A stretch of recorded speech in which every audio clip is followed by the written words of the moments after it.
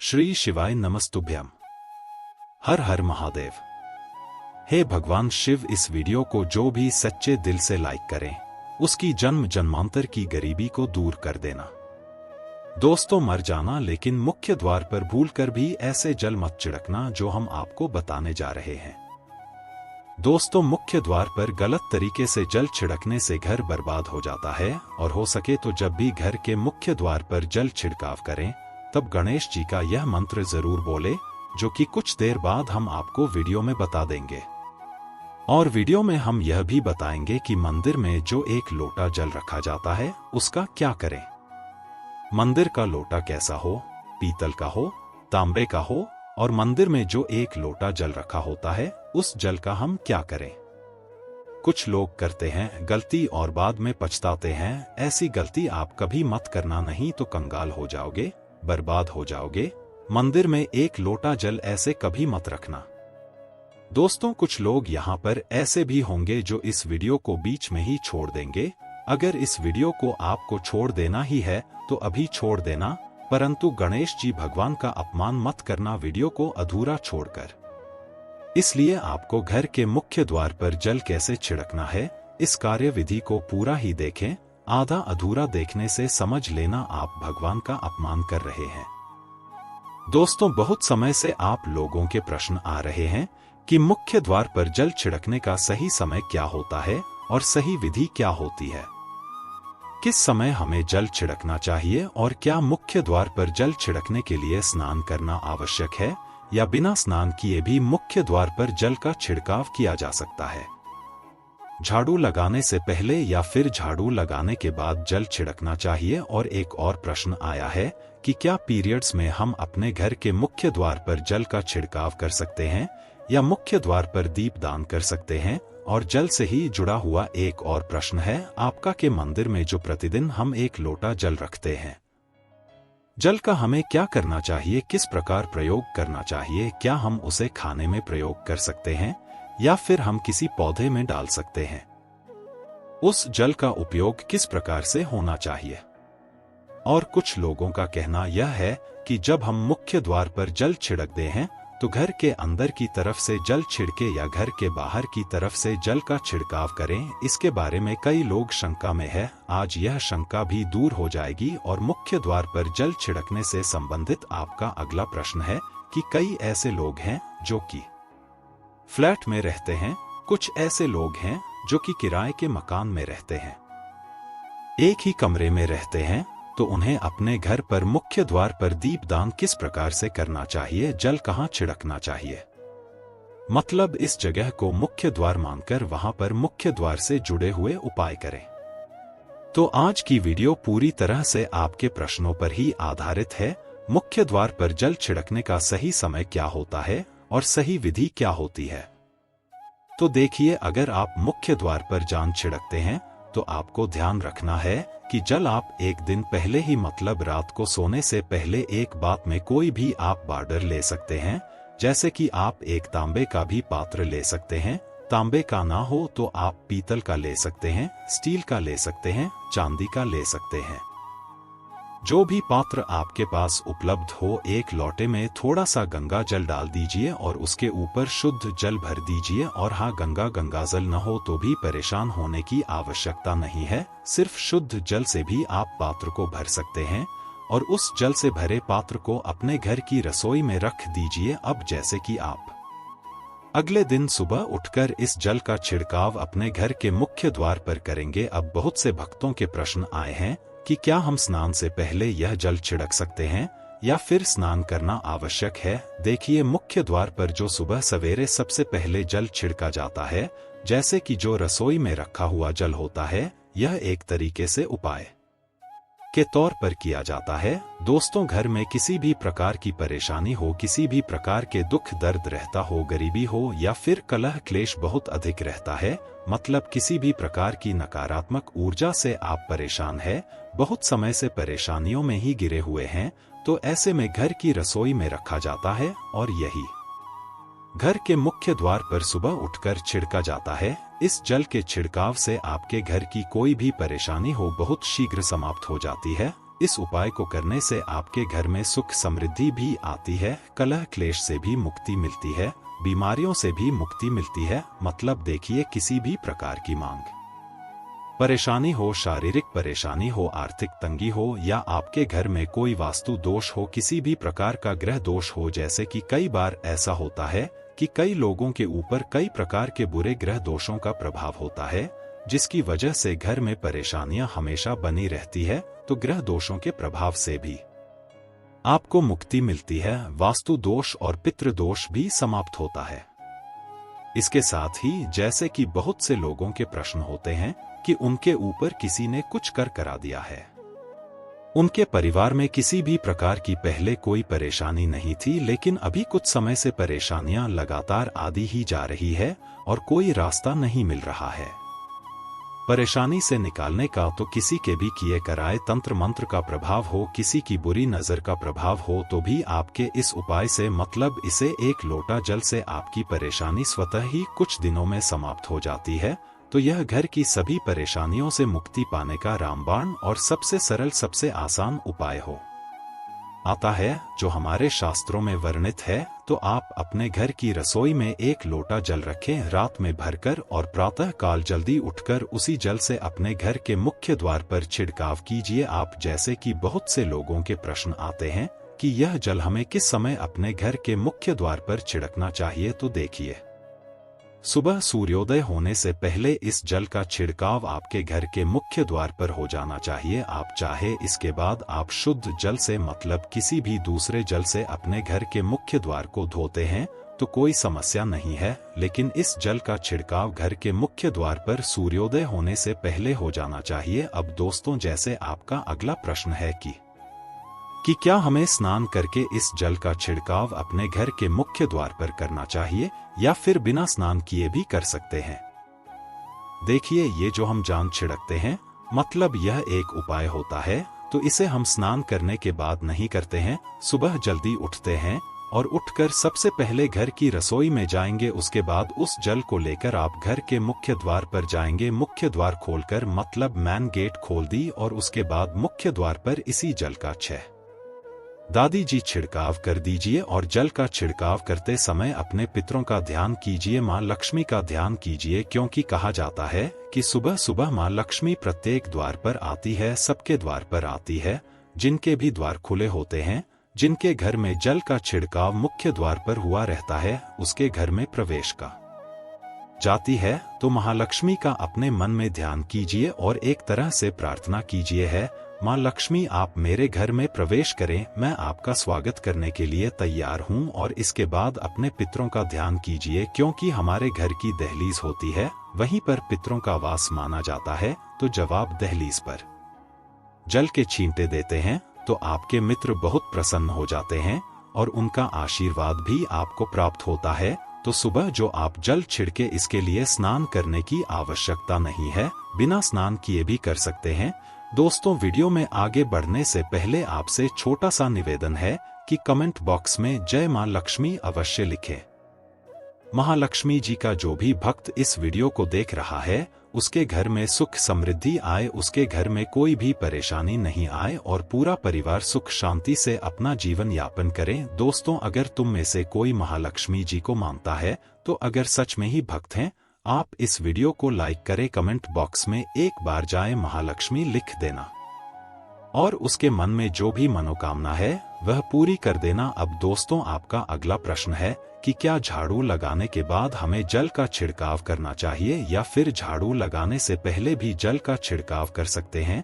तो देखिए, जैसे मैंने आपको पहले ही बताया था कि उठने के बाद सबसे पहला कार्य जो आपको करना है वह जल का छिड़काव ही करना है। उसके बाद आप झाड़ू लगा सकते हैं, लेकिन एक चीज का ध्यान रखिए, जब हम सोकर उठते हैं तो सबसे पहले बिस्तर पर बैठे हुए ही अपने दोनों हथेलियों को जोड़कर और दोनों हथेलियों को सामने से जोड़कर पूरी हथेली को देखा जाता है, उसमें मां लक्ष्मी का ध्यान किया जाता है। उसके साथ ही 5 देवताओं का ध्यान किया जाता है। 5 देवता कौन कौन से होते हैं? माँ दुर्गा, भगवान शिव, भगवान श्री हरि, विष्णु, गणपति, गजानन और भगवान सूर्य देवता। 5 देवताओं का ध्यान हम अपने हाथों में ही करते हैं, हथेलियों में ही करते हैं। कारागृह बशर्ते लक्ष्मी कर मध्य सरस्वती कर मूल्य तो ब्रह्मा प्रभा देकर दर्शन। दोस्तों, इस मंत्र का उच्चारण आप चाहे तो कर सकते हैं, नहीं करते हैं तो भी कोई बात नहीं। अपने इष्ट देवता का और 5 देवताओं का ध्यान अपनी हथेलियों में कर लीजिए। उसके बाद दोनों हाथ जोड़कर सभी देवी देवताओं को प्रणाम किया जाता है और उसके बाद अपने हाथ से पृथ्वी का स्पर्श करते हैं, धरती को छूकर प्रणाम करते हैं 2 बार या 3 बार और उसके बाद अपना दाहिना पांव पृथ्वी पर रखते हैं। दोस्तों, धरती पर रखते हैं, उसके बाद ही बाकी के जो सभी कार्य होंगे वो उसके बाद ही किए जाएंगे। जल का छिड़काव आप उसके बाद ही करेंगे, मतलब सुबह उठने के बाद सबसे पहले हथेलियों के दर्शन, फिर धरती को प्रणाम कीजिए, फिर धरती पर पैर रखें और उसके बाद रसोई में जाकर आपको जल लेना है और घर का मुख्य द्वार खोलकर मुख्य द्वार पर जल का छिड़काव करना है, माँ लक्ष्मी का और अपने पितरों का ध्यान करना है। उसके बाद आप अपने घर में आ जाएंगे और उसके बाद जो भी आपकी रूटीन वर्क होते हैं, मतलब जादू लगाएंगे या फिर आप स्नान करेंगे, सभी कार्य उसके बाद किए जाएंगे। और अब जैसे कि कई लोगों के प्रश्न आते हैं कि जब हम जल का छिड़काव करते हैं, क्या उसी समय हम घर के मुख्य द्वार पर जादू लगाकर और पानी डालकर क्या हम मुख्य द्वार की अच्छे से सफाई कर सकते हैं? जी हाँ, बिल्कुल कर सकते हैं। पहले आप जो रसोई में रखा हुआ जल है उस जल का छिड़काव कर दीजिए। उसके बाद और भी पानी डालकर, मतलब अगर आपके पास जल और उपलब्ध है तो और जल लेकर और घर के मुख्य द्वार की अच्छी तरह से झाड़ू से या कैसे भी सफाई कर सकते हैं।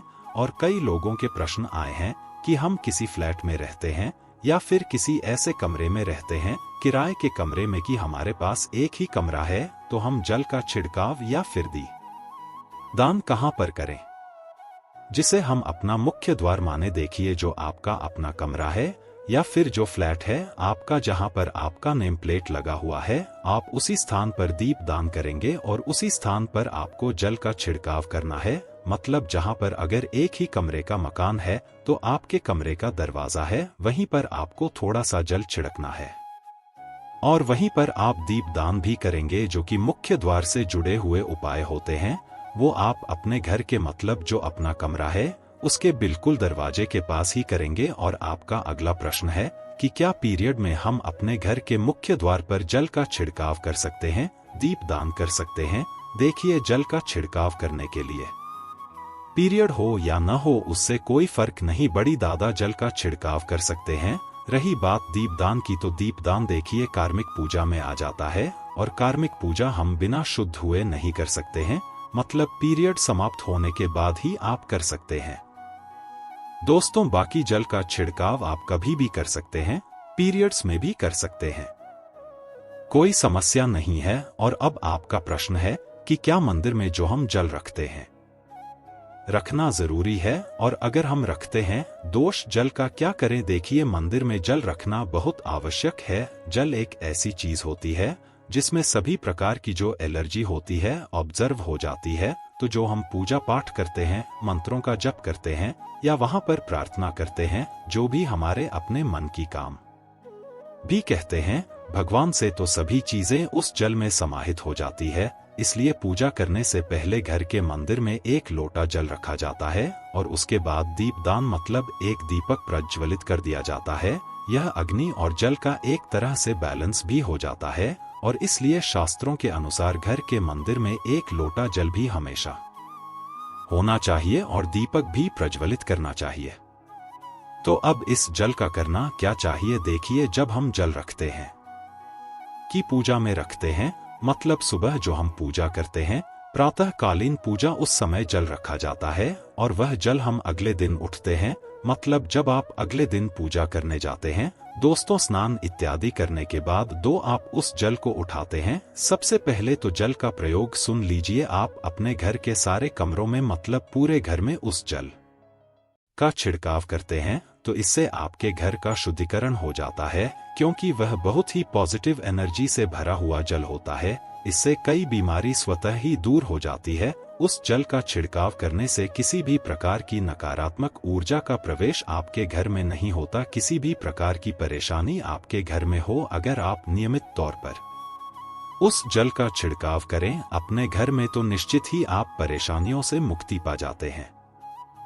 किसी के कर तंत्र मंत्र के प्रभाव से मुक्ति पा जाते हैं।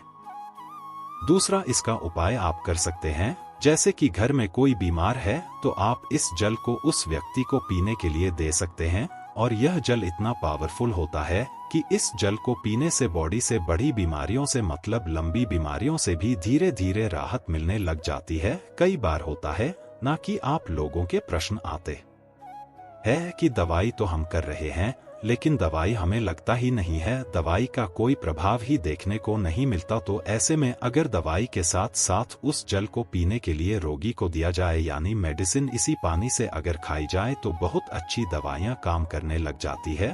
और जैसे कि परिवार में अगर बहुत अधिक कलह क्लेश रहता है, हम पेशा आपस में सामंजस्य बनता ही नहीं है, आपस में हर बात पर मतभेद होता है, तो परिवार के सभी सदस्य इस जल में से अगर थोड़ा थोड़ा पीते हैं तो धीरे धीरे विचारों में परिवर्तन आने लग जाता है, सकारात्मक विचार सभी के होने लग जाते हैं और आपस में समन्वय होने लग जाता है। घर से कलह क्लेश और मतभेद हमेशा के लिए समाप्त हो जाते हैं। और मंदिर में रखे हुए जल का अगला उपाय क्या है, देखिए, अगर आप कोई दुकान करते हैं, कोई व्यापारिक स्थल है आपका, तो प्रतिदिन इसी जल में से थोड़ा सा जल ले जाकर दुकान पर व्यापारिक स्थल पर छिड़काव कीजिए। इससे आपका दुकान आपका काम बहुत अच्छा चलता है, मतलब किसी भी प्रकार हार की परेशानी आपके व्यापारिक स्थल पर नहीं आती है, क्योंकि जैसा मैंने आपको बताया यह जो जल होता है बहुत पावरफुल होता है, बहुत पॉजिटिव होता है। अब मंदिर में रखा एक लोटा जल पावरफुल और पॉजिटिव से भरा क्यों होता है, क्यों इसमें सकारात्मक ऊर्जा का भंडार होता है, आइए जानते हैं। देखिए, जल जो होता है अमृत हुआ, मीठे मीठे फल हुए, भोजन हुआ, अनाज हुआ, उससे भी बढ़कर माना जाता है। देवी देवता आपके दिए हुए इसी जल को ग्रहण करते हैं। मंदिर में एक लोटा जल रखना उतना ही जरूरी है जितना आप सुबह दोपहर शाम का भोजन करते हैं। जब हम भगवान की पूजा करते हैं और तांबे के पात्र में या पीतल के पात्र में एक लोटा जल जरूर रखते हैं, जो होता है सागर रूपी होता है, और यही सागर आपकी नैया पार लगता है। मंदिर में एक लोटा जल रखने का कारण एक और यह होता है कि जो लोग भगवान को डेली भोजन नहीं करा सकते तो वह मंदिर में एक लोटा जल रखते हैं ताकि भगवान इसे ग्रहण करें, और यह जल रूपी प्रसाद इसके अगले दिन सुबह के समय आप प्रसाद कर ग्रहण करें। लेकिन याद रहे, मंदिर में रखा लोटा जल कभी भी तुलसी में अर्पित नहीं करना चाहिए। उसके लिए आप अलग से तांबे के पात्र से तुलसी में जल अर्पित कर सकते हैं, क्योंकि यह जल सभी देवी देवता ग्रहण करते हैं, तो इसीलिए तुलसी में डालना वर्जित है। लेकिन हाँ, अगर आपके घर में लड्डू गोपाल है, राधा कृष्ण है, और आप एक लोटा जल उनके लिए अर्पित करते हैं, तो आप अगले दिन यानी सुबह के समय बहुत जल्द तुलसी में चढ़ा सकते हैं। मंदिर में जो एक लोटा जल रखा होता है उसके अगले यानी सुबह के समय आप इस जल से अपनी आंखें जरूर धोया करें। इससे आंखों में रोशनी बढ़ती है और आंखों में जितनी भी बीमारी आ जाती है वह दूर हो। शास्त्रों के अनुसार जो लोग मंदिर में एक लोटा जल भरकर नहीं रखते हैं तो उनके घर में अकाल पड़ जाता है, घर कंगाल हो जाता है, बर्बाद हो जाता है, परिवार में मुसीबतें आ जाती है और गरीबी का आगमन हो जाता है। आप चाहें तो एक लोटा जल में बोस आदि डालकर रख सकते हैं, बहुत ही शुभ माना जाता है। मंदिर में जो जल रखा जाए है उससे हम और क्या क्या कर सकते हैं, आइए जानते हैं। तो इस जल का छिड़काव करने से बहुत सारी परेशानियां स्वतः ही समाप्त हो जाती है। जैसे अगर आपके दुकान पर किसी की नजर लगी है, बहुत से लोगों के प्रश्न आते हैं कि हमारे काम को किसी ने बांध दिया है, मतलब किसी की बुरी नजर ऐसी लग गई है कि पहले तो दुकान बहुत अच्छी चलती थी अब नहीं चल रही है, तो आप आय को कर सकते हैं। निश्चित ही बहुत जल्द ही आपको परेशानियों से मुक्ति मिल जाती है और दिन दुगनी रात चौगुनी आपके व्यापार में तरक्की होती है। और हाँ, मंदिर में रखे हुए जल को आप अपने घर की रसोई में खाना बनाने में पीने में भी प्रयोग कर सकते हैं, लेकिन खाना बनाने में प्रयोग तभी कीजिए जबकि आपके घर में बिल्कुल साथ भोजन बनता हो, मतलब लहसुन प्याज अगर आपके घर में बनता हो तो खाना बनाने में इस जल का प्रयोग नहीं किया जा सकता है। फिर आप इस जल को थोड़ा थोड़ा परिवार के सदस्य मिलकर ग्रहण कर सकते हैं और बचे हुए जल को आप अपने घर में पौधों में डाल सकते हैं। तो देखिए, ऐसा नहीं है कि मंदिर पर हुआ जल बेकार होता है, किसी काम का नहीं होता है। बहुत सारे उपयोग इस जल के होते हैं और वैज्ञानिक तौर पर जब पानी और तांबे का मिलन होता है तब वह पानी अमृत हो जाता है। इस पानी को पीने के बाद यानी कॉपर वाला शरीर के लिए अत्यधिक गुणवान है, बलवान है। इस कारण भी आप यह जल भी लेकिन जल तांबे के लोटे में ही होना चाहिए। अगर हम सही तरीके से प्रयोग करें तो अपने जीवन की बहुत सारी परेशानियों का समाधान मात्र इसे एक लोटा जल से हम कर सकते हैं।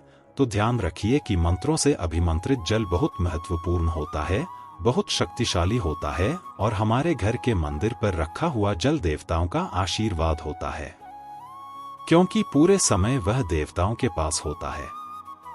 देवी देवता वहां पर रहते हैं, तो उस जल में हर प्रकार की शक्ति समाहित होती है जो कि सकारात्मक शक्तियां होती है। और इस जल का प्रयोग अगर हम सही तरीके से करते हैं, मतलब उसको पीने में करते हैं, खाना बनाने में करते हैं, घर में जल का छिड़काव करने में करते हैं, तो इससे हमारी समस्याओं का समाधान होता है। और अगर कोई भी कार्य नियमित तौर पर मतलब प्रतिदिन किया जाता है तो उसका हमें लाभ प्राप्त होता है। कभी कभी करेंगे तो निश्चित ही आपको उतना लाभ दिखाई नहीं देगा, लेकिन अगर आप नियम बना लेंगे कि हर रोज उसी जल से घर में छिड़काव करना है, घर में प्रत्येक व्यक्ति को थोड़ा थोड़ा पीने के लिए देना है, बचे हुए जल को पौधों में डाल दीजिए, दुकान पर ढक दीजिए, अपने घर के व्यापारिक स्थल पर छिड़काव कीजिए, बच्चों की बुक्स शेष में, अपने घर की तिजोरी में, हर जगह इस जल का छिड़काव कीजिए और नियमित तौर पर कीजिए। चमत्कार आपको निश्चित ही देखने को मिलेगा। इसी प्रकार से जो रसोई में रखा हुआ जल